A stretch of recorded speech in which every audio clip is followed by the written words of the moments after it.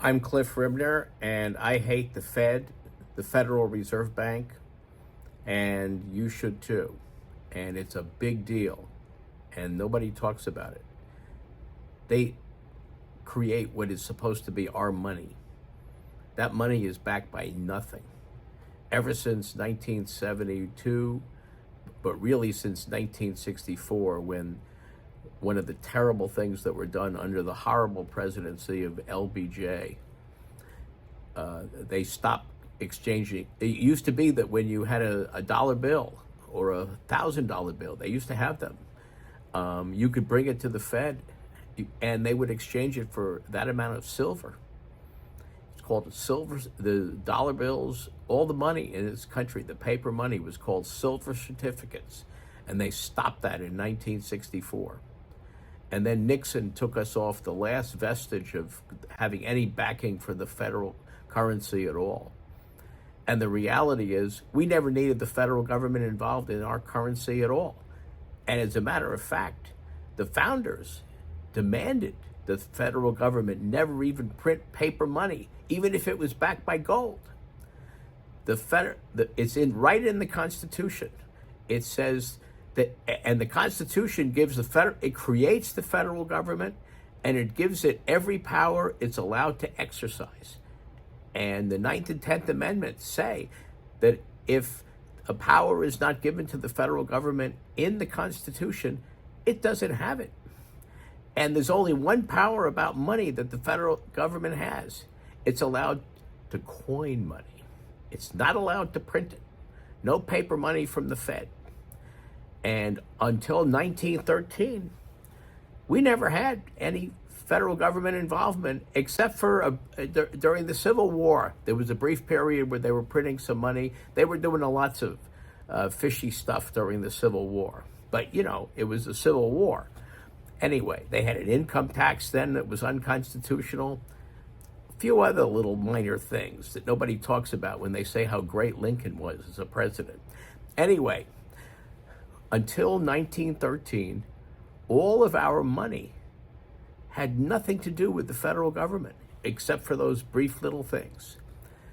And the way money existed in those days was private banks issued it. And it was backed by gold. And they had to do that so that you could take, it actually said the name of the bank that was on them, that printed the money. You could take that money to a private bank and exchange it for that amount of gold. And that's what a gold-backed currency is. And it was very important to the founders that we have currency that was sound, because it's our money. And the Fed was created under two pretexts. Well, there were two arguments they made for creating it in 1913. One was to prevent any booms and busts, especially the busts, because booms are nobody minds those. But busts, those are horrible. And the other big one was to prevent any inflation. Well, guess what? The entire time of the Republic, from 1789 to 1913, there was no inflation, zero. And in fact, arguably, there was disinflation. Prices went down for many goods and services because things improved. It was actually a good thing. It wasn't bad like when they talk about deflation now. It wasn't that kind of a thing. It was prices went down. Wouldn't that be nice if prices ever went down? Have you ever seen that happen? Anyway, that's what the history was until the Fed was created in 1913.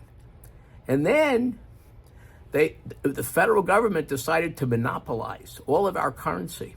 That's what the Fed is. It's a federal nationalization of our currency. And they've played all sorts of games with it over the years. And Richard Nixon finally took us off the last vestiges of the gold standard when he was president. And the value of I can't tell you what it is today, but the value of the currency as of several years ago, before the inflation of at least 20%, it might have been more, 20 to 40% inflation during the Biden presidency. This is one of the great results of his presidency. Try to show me anything good that happened. when he was president. Anyway, currency inflated 20 to 40% just during those 4 years. But prior to that, between 1913 and 2021, up until then, the dollar had lost so much of its value. It was worth 1/23 of what it was worth in 1913 in 2021.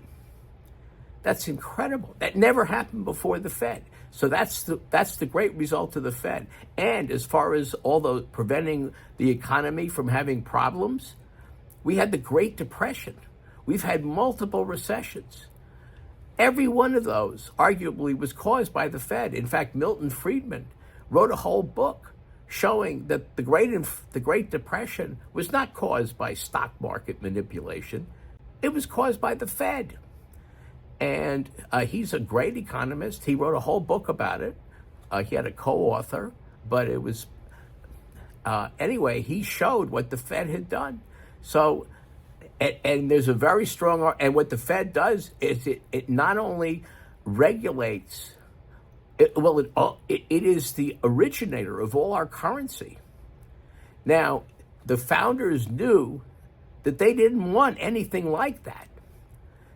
They absolutely didn't want anything like it because they knew perfectly well what paper currency was. There had been a national bank in France earlier in the same 18th century during the regency of Louis XV. And what they did was was a very clever Scotsman named John Law convinced the regent of France, and France was always broke. They spent all that money on all that, Versailles and everything. And they hadn't started to, well, anyway, they were always broke. They engaged in wars that cost them a fortune, just constant broke. That's why they ended up making it possible for the French Revolution to happen later in that century. But anyway, the regent of France came up with this brilliant idea that John Law had created. That the idea was to have, and nobody even thought of having just pure paper money, because paper money, it's just paper. It obviously has no value at all. And that's what we have now, by the way. That's what we really have. But anyway, his idea was France owned what is now half the United States, roughly. It owned the Louisiana Territory, which Thomas Jefferson ended up buying from Napoleon for $15 million. But prior to that, it was owned by the French. And John Law came up with this idea of putting all of that land into a corporation called the Mississippi Company, and then having that company issue stock. And that stock would be the backing for a currency, which would be of endless value, potentially, because what is half the country of what is now the United States worth? Anyway, what happened was the stock crashed. There was a catastrophe in France when the money, which was backed by this stock, collapsed. It was called the Mississippi Bubble, and they were very well aware of it. And that was the closest thing to having money that wasn't even backed by gold. Forget about having money that's just backed by nothing, which is what we have now. Although they've inched up to that. It wasn't until the 1970s that they completely eliminated any gold standard. But the currency has, since 1964, the currency value has dramatically declined in the United States. In 1964, if you had a salary of $4,000, that was a middle-class salary in those days. Can you even imagine? Anyway, beautiful mansions might cost $50,000. That would be a spectacular house. Ordinary houses could cost less than $10,000. That's how different things were. Anyway, the Fed has made all this possible. There was a court case in early in the 18th century involving the first attempt by the federal government to get involved with having any bank at all. It was called the Bank of the United States. Federal government owned 20% of the stock. And that's it, only 20% of the stock. And it simply competed with other banks.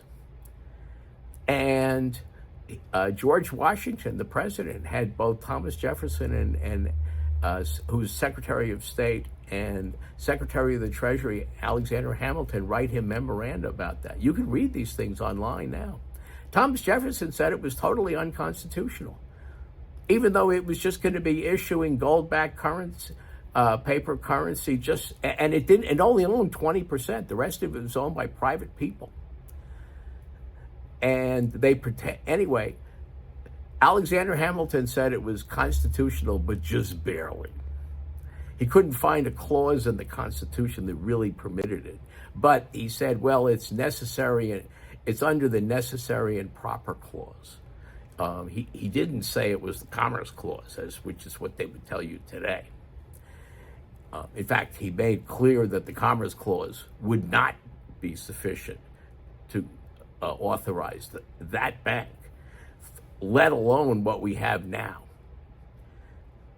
Anyway, the Fed is clearly unconstitutional. The founders knew exactly what they were doing when they said that only coining money was permitted by the federal government when it came to money.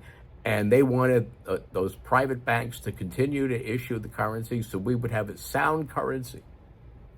And the federal government would have, only thing it would have charge of was weights and measures.